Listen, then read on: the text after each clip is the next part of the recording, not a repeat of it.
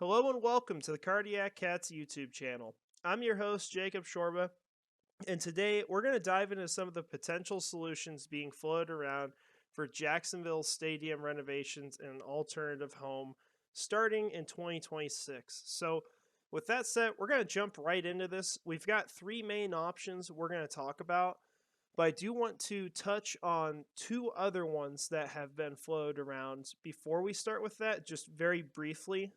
Those are going to be Jacksonville itself, because there's obviously been talk about trying to keep the games in Jacksonville. And then we're also going to just talk for a brief second about the London idea, which I think is awful. But starting with Jacksonville, the main issue, and really why this is a huge conversation in the first place, is because there is not a stadium outside of TIAA Bank Field in Jacksonville that makes really any sense for the Jaguars to play at, because the capacity for fans is so low at all these stadiums or really fields. I mean, there's not really an option that makes a ton of sense for the Jaguars. So I'm actually at this moment looking up the capacity for the financial ballpark, the ViStar Veterans Memorial Arena, where the Jumbo Shrimp play, and that is probably the best option the team has in Jacksonville, and it's at 11,000 seating capacity. So very clearly a small capacity for a football team, outlandishly small.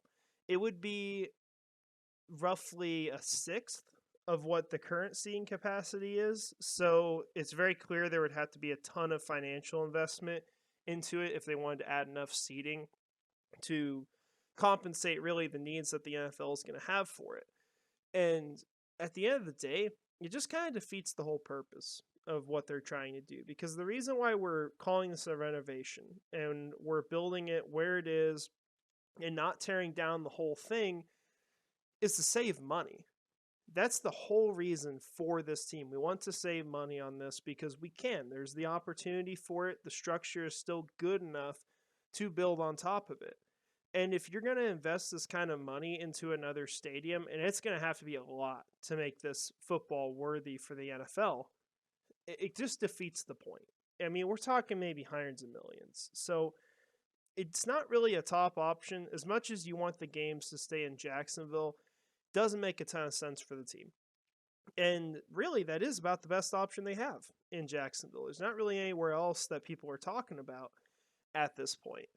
The other one that I'm going to touch on very, very shortly is London, because people have tried to float that one around. And mainly it's honestly just the media people who hate the Jaguars and want them to move to London. They're on their knees at this point, just begging God to make it happen, as much as they know it won't.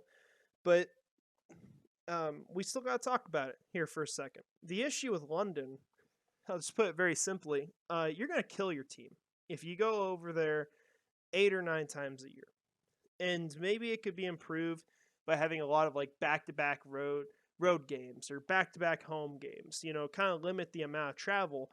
But for one, we don't expect the NFL to give us that kind of advantage, or really shoulder the blow that this team would have. That would not be my expectation. And I think as well, like, there's just the conversation of that being unfair to the families of these players. Because, I mean, imagine like you're a wife to one of these players, or you're a kid. I mean, you're not going to see your dad or your husband for, months at a time, possibly. I just don't think it's logistically that feasible. And, even though there's other sports teams that will do that, as far as comparing it to other NFL teams, it's just a massive, massive disadvantage. And I think it will hurt the on the field performance for the Jaguars, which you cannot accept. I just don't think that's an option. You cannot compromise that in your alternative stadium solution. So not really an option to me. So there's kind of talking about the two other things that people have floated around. But the main ones we're going to discuss today are going to be Daytona International Speedway. We'll start there. We're also going to discuss Gainesville with the Florida Gators in the swamp. And then finally, we're going to discuss Camping World Stadium, which I'll just go ahead and say it. I think that is going to be the best option for the Jaguars. But we'll explain why. We'll explain really how these kind of compare to each other and break it all down for you. And if I missed anything, definitely feel free to let me know. I'm sure I will. I'm not the all knowing guy here, but I do try to do my research and I know a decent amount, especially starting with this first one with Daytona International Speedway.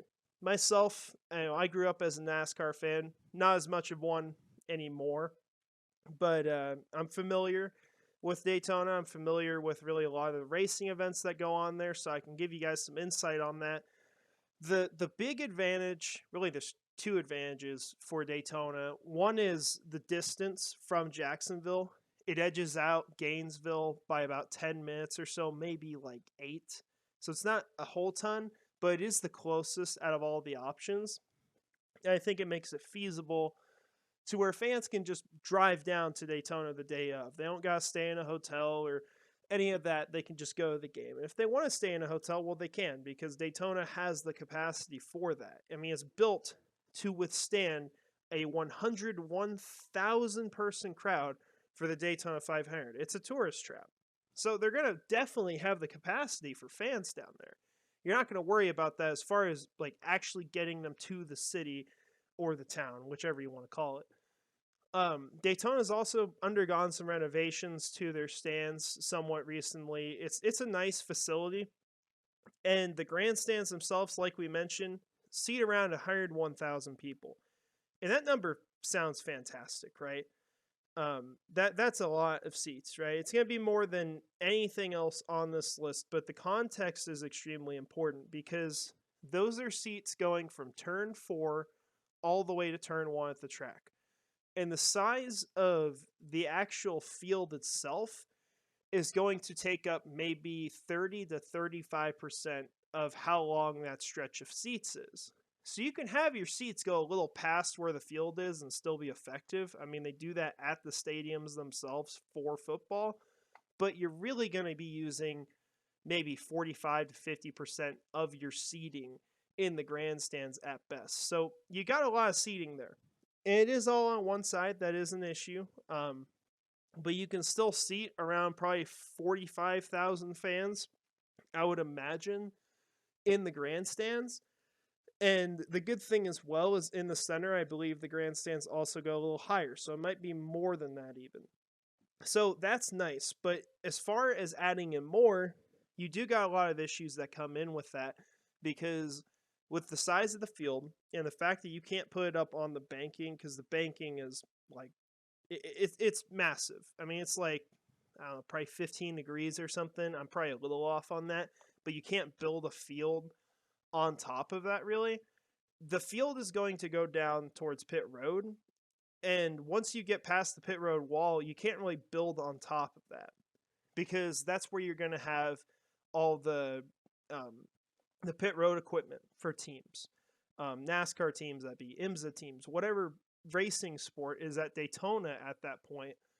And so you can't really take that away because they're going to have to use those facilities. You can cover pit road. That's the best you can do, but it's not a whole lot of area. So you're not going to be able to add in a ton of seating there. You can add it onto the ends of the field where the end zones are, but it's a massive project. And not only is it a massive project requiring a ton of financial investment, but there is also the issue that this will directly interfere with sporting events at Daytona in the racing world if the Jaguars just did as little as win their division. And I'm assuming if you're a Jaguars fan, you're probably expecting to win the division at least one of those years. Like, even if the division gets really good at that point, Jaguars are probably going to win one of those seasons and host a playoff game. And you'll be hosting a playoff game either once, twice, or 3 times during events down there because at Daytona during January, they have the Roar before the 24. It's their shorter endurance race before the 24-hour race with IMSA. And then the following week is the 24-hour race with IMSA, the Rolex 24. And that's going to go on, I believe both of those are Saturday night to Sunday morning. So it's going to be like right in the middle of the playoff schedule to where, I mean, for wild card, maybe you can schedule your game for Monday night, like when the Bucks and Cowboys played this last year, but the divisional round, you have to play Saturday or Sunday. So you run into a lot of issues with interference at Daytona International Speedway. So you may need an alternative solution if you have to play at Daytona, where, say, this might, it kind of sounds stupid after saying London wasn't really a smart idea, but you may actually have to move a playoff game to a place like London or play at a stadium really far away. Um, that's just the situation if you're left with Daytona, because you're imagining Gainesville and Orlando aren't options, because I think for Daytona to be where the Jaguars have to play, both of those cannot work out. I think Daytona is firmly number 3 on this list, and pretty clearly that. So that's the scoop with Daytona. I think it is a somewhat feasible option, and you can get it done if you absolutely have to. So it's important that they're talking to them. But they have made it very clear through comments, Daytona's not the top option for this team. There are going to be better options, and I think those are going to be very clearly with Gainesville and Orlando. So let's move on to talking about Gainesville with that said. So Gainesville, the big thing with that stadium is going to be that the distance isn't super far away either. It's like 8 minutes more than what Daytona is. But you also have a massive, massive seating capacity at the stadium of 88,500 seats approximately. So there is plenty of opportunity at the stadium for fans to get there. You're not going to be limited on that. However, with that said, there's still going to be some renovations needed at the stadium. I'm sure the NFL will require some things. And that's just going to be part of the process of making a college stadium feasible for the NFL. And you're also going to have the issues of needing to rebrand stuff, because you're going to have the Gators playing there. You're going to have that on Saturdays, and then the Jaguars will be playing the day after. So that won't be every week that you have that issue, but you're going to have that a few times throughout the season, since college and the National Football League run at the same time. So that will be a problem, because you're going to be sharing that, much like you would be with Daytona.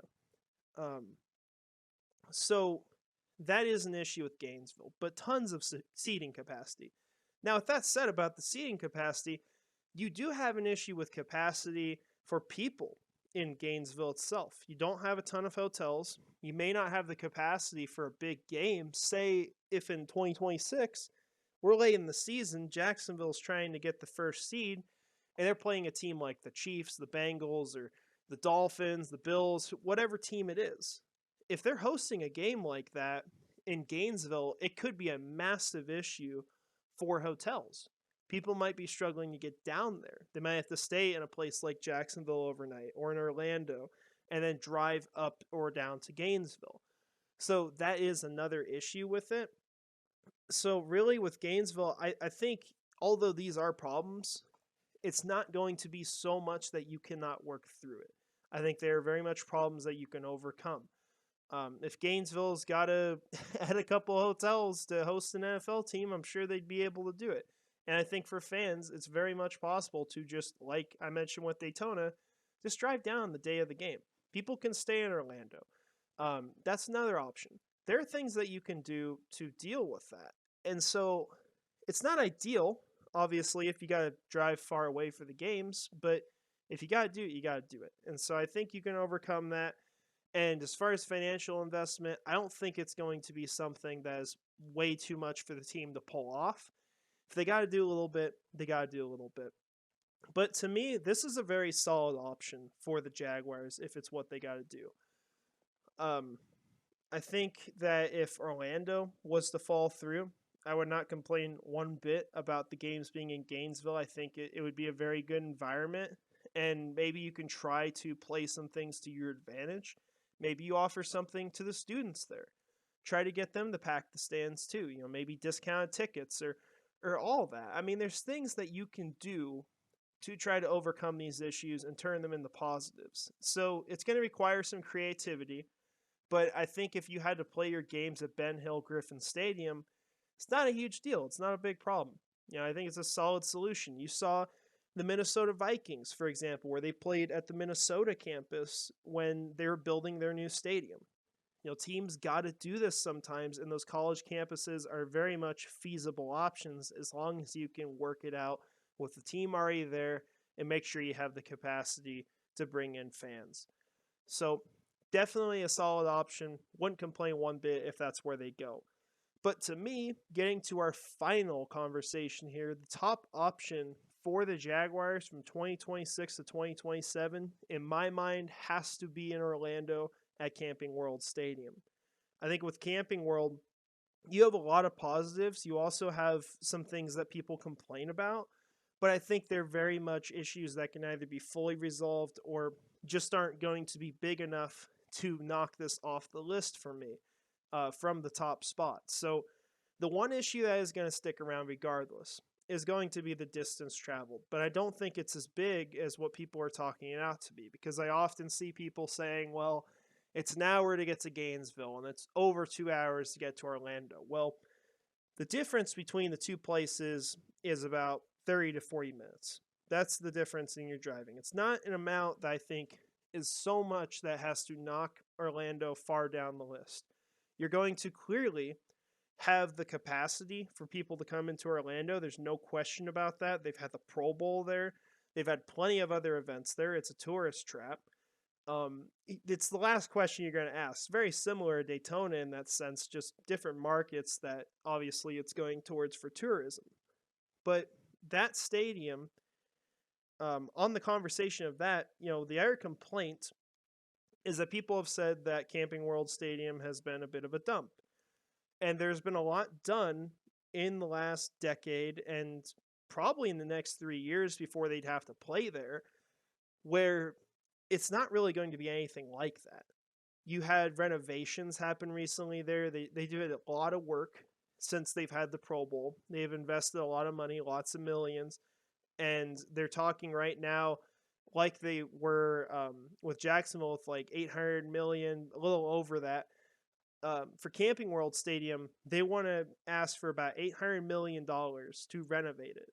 They want to do this very soon. They want their stadium to be better because they want to attract a lot of different things, mainly things like concerts or other large events. And the big one for them, and I think they've noted this publicly, is attracting an NFL team.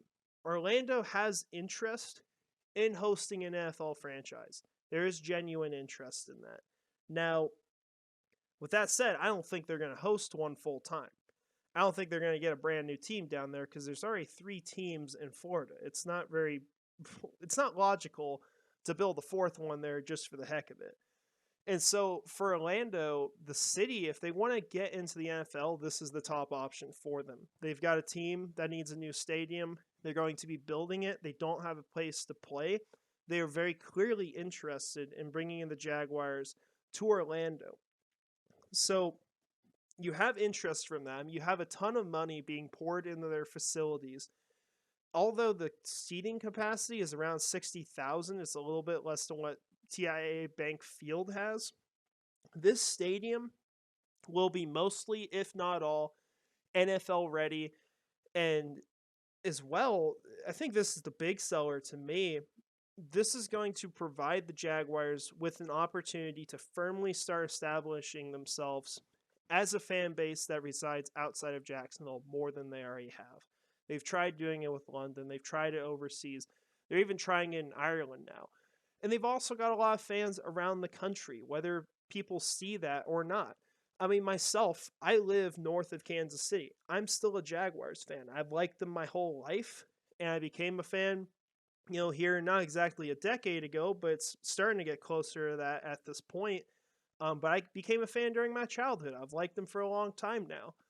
And there are a lot of other people I've seen in a place where it's like Chiefs Kingdom territory, where I've seen other Jags fans here. They are all around, but you can continue to grow that, and you have a great opportunity to do that in a battleground in Florida, because with Orlando, it's very much split on what their favorite team is. They don't have a home team.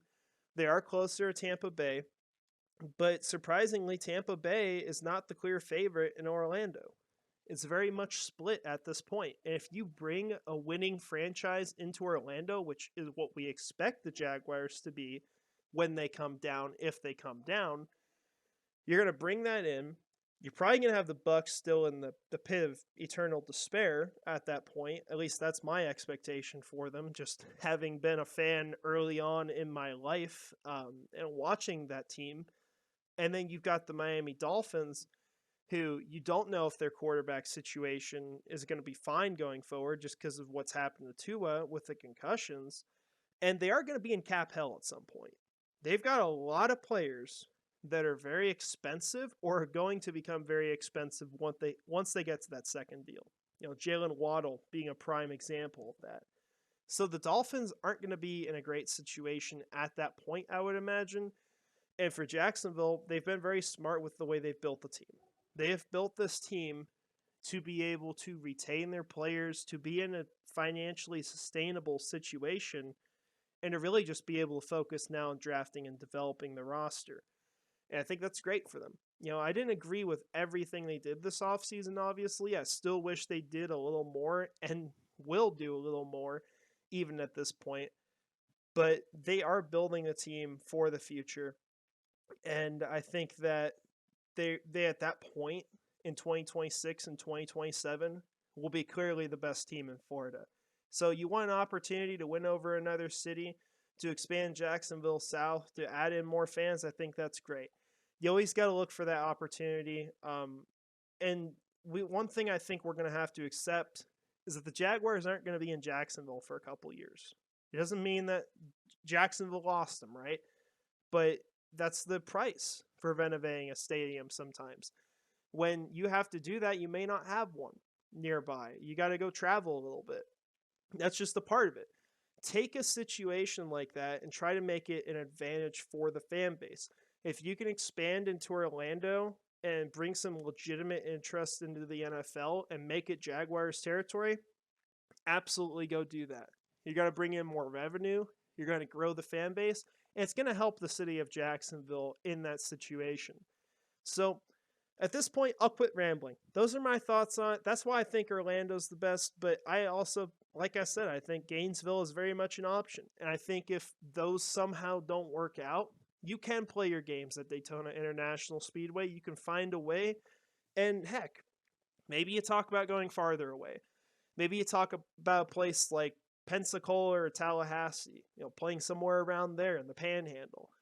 There are some other options, but I think these are the clear top ones, and I think something's going to work out. And personally, my expectation is that they will probably be playing their games in Orlando, Florida for a couple of years, trying to expand this fan base and taking advantage of a situation where they're both wanted and they don't have to give up a ton of money, if really any at all, to go play somewhere else for a couple of years while they get things ready in Jacksonville for a long time to come.